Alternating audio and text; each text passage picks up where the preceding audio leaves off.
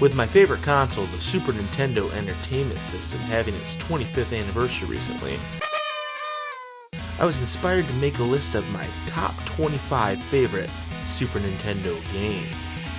One of my earliest memories is opening up a Super Nintendo on Christmas morning with Super Mario World packed inside. I have countless memories playing this system, and it's my favorite system of all time. I'm going to be doing 5 games a week for the next 5 weeks, starting with number 25 and working my way down to number 1. So subscribe if you'd like to see the whole list. First off, we're going to start with an honorable mention. Booger Man, a pick and flick adventure. Booger Man originated on the Sega Genesis, but came to the SNES in 1995. Here's the thing about this game.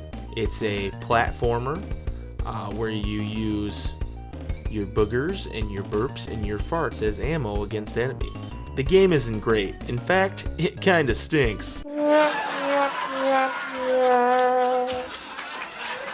But let me tell you a story about this game. When I was around 10 years old, I went to a Blockbuster video. What's a Blockbuster video? Don't worry, millennial, I'll tell you what Blockbuster was.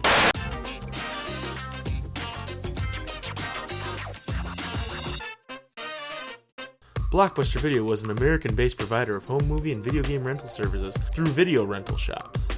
At its peak in 2004, Blockbuster consisted of nearly 60,000 employees and over 9,000 stores. As a result of competition from Netflix and Redbox, Blockbuster lost significant revenue and filed for bankruptcy protection on September 23, 2010. As of 2016, Blockbuster still maintains franchise agreements with 14 stores remaining in the entire world.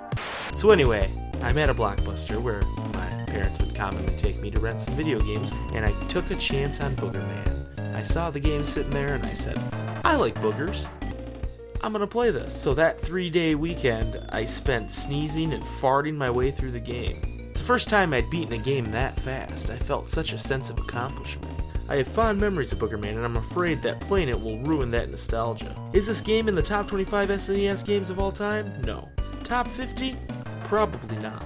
But it brought me joy as a young child, so it deserves my first honorable mention. Number 25. Tecmo Super Bowl III Final Edition. Are you ready for some football? I love Tecmo Bowl, and the 3rd edition added features to make for a much deeper experience, including detailed statistics, league leaders, customizable rosters, free agency, and my favorite, the Create a Superstar mode. This was the first game I can remember where not only could you create a superstar, but your superstar would improve based on his gameplay. This was huge back in 1995. I remember playing this game for hours, building a whole team just of created players named after myself and my friends and randoms, and just trying to get them to be as good as possible. The gameplay is classic Tecmo arcade fast-paced action, and I love it. Getting another friend together to play this game is amazing, still at this point. It's not as deep as your current Madden games or any other sports games, but Tecmo Super Bowl III deserves a spot on my list, and it's my number 25 game made for the Super Nintendo. Number 24. The Lion King.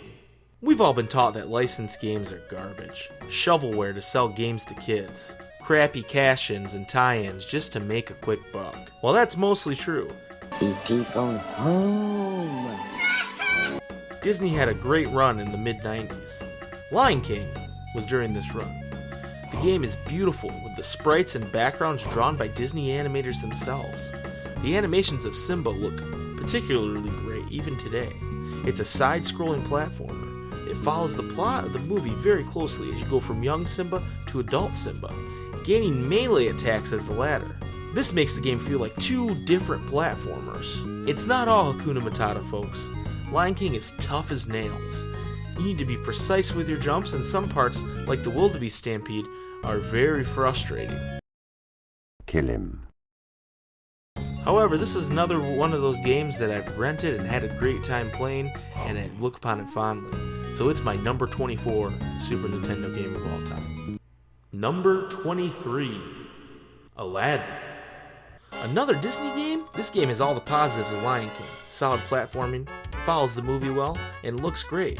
However, it's much less difficult and it won't make you pull your hair out. The password system is in place to help you get through the game, even if you struggle to beat a certain level, which nowadays you can just hop on the internet and find whatever password to whatever level you want. This game was made by Capcom, and it shows. The platforming is outstanding. This game was released in November 1993, the same month that another game with the same title was released by Virgin Games for the Sega Genesis. The games vary. The Sega one actually has Aladdin carrying a sword, which sounds pretty awesome. However, this game doesn't suffer from not having a sword. There's actually a magic carpet ride sequence that's like a watered down version of the Battletoads speeder bike, which it's good that it's watered down because screw the Battletoads, that thing frickin' sucks. The game is more about platforming than Lion King, with very sparse enemies spread throughout the level and more just about the difficulty of the platforming. You collect jewels to gain lives, and there's very few boss fights as well. Lion King might have been the better movie, but Aladdin is the game I want to play. And that's why it's my number 23 Super Nintendo game of all time. Number 22, The Magical Quest starring Mickey Mouse. The last in a string of Disney properties on my list, Mickey's is the deepest of the bunch. It's another Capcom game, and this game actually borrows from one of its other properties, Mega Man. Mickey Mouse, Pluto, Goofy, and Donald Duck are playing catch in the park. When it's Goofy's turn to throw the ball, he accidentally throws it too far. Pluto runs off chasing the ball, and Goofy runs after Pluto, leaving Mickey alone. Mickey goes searching for his friends after a while, but falls down a cliff into a strange magical land. Later, Mickey meets an old wizard who tells Mickey that Pluto was taken by the evil King Pete. Mickey sets out to find his friends and stop Pete's tyranny. Mickey Mouse is a standard platformer except for the Mega Man-esque costumes that you collect, which there are 4 of. His traditional clothes, which allow him to grab certain items and spin throw them. A magician's outfit, which has Mickey blast enemies with magic. Firefighter, which allows him to shoot water. And mountain climbing gear, which gives Mickey a grappling hook, which he can use to grab ledges or attack enemies. Some of the outfits can also be upgraded in the general stores found scattered throughout the game. Graphics are also beautiful, and the game's various bosses and mini-bosses are awesome. What's also cool is the ending.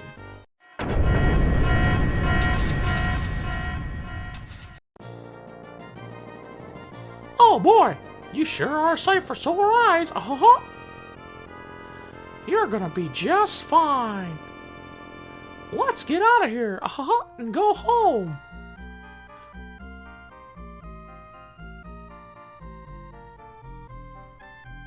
Oh, Pluto, cut it out. That tickles. Pluto, stop. No, Pluto, please stop.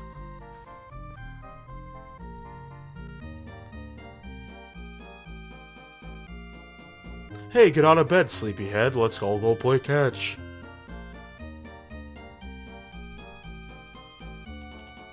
But how did gosh, I guess the whole thing must have been a dream. Mickey, hurry up.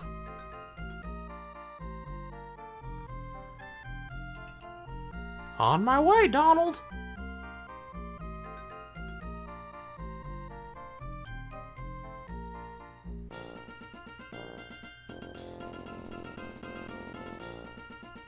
It's like Inception. You don't know if it was real or if it was a dream.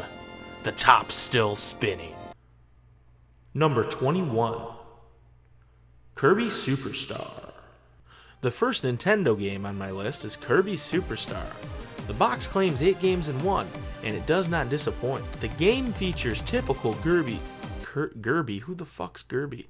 The game features typical Kirby gameplay, but with the added helpers feature, which allows you to take one of the powers you would suck up and have, or however you want to put it, and turn that into a AI teammate that helps you throughout the levels. There are 8 game types. Spring Breeze, which is a simplified remake of Kirby's Dream Land.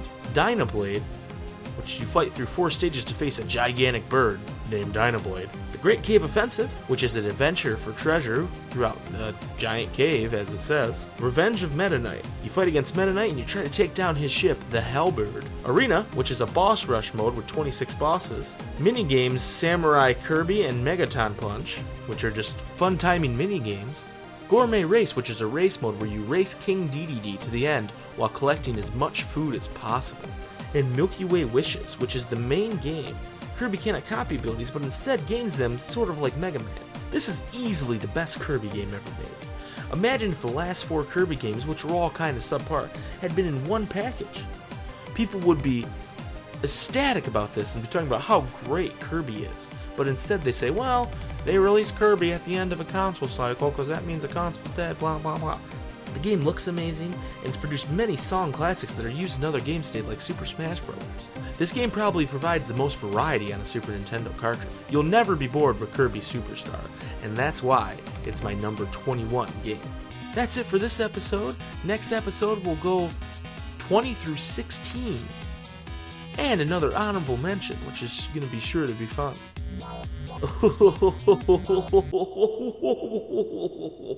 Let me know what your favorite Super Nintendo games are in the comments below, and please subscribe so you can see the rest of the list. Thanks for watching, everybody, and we'll see you next week.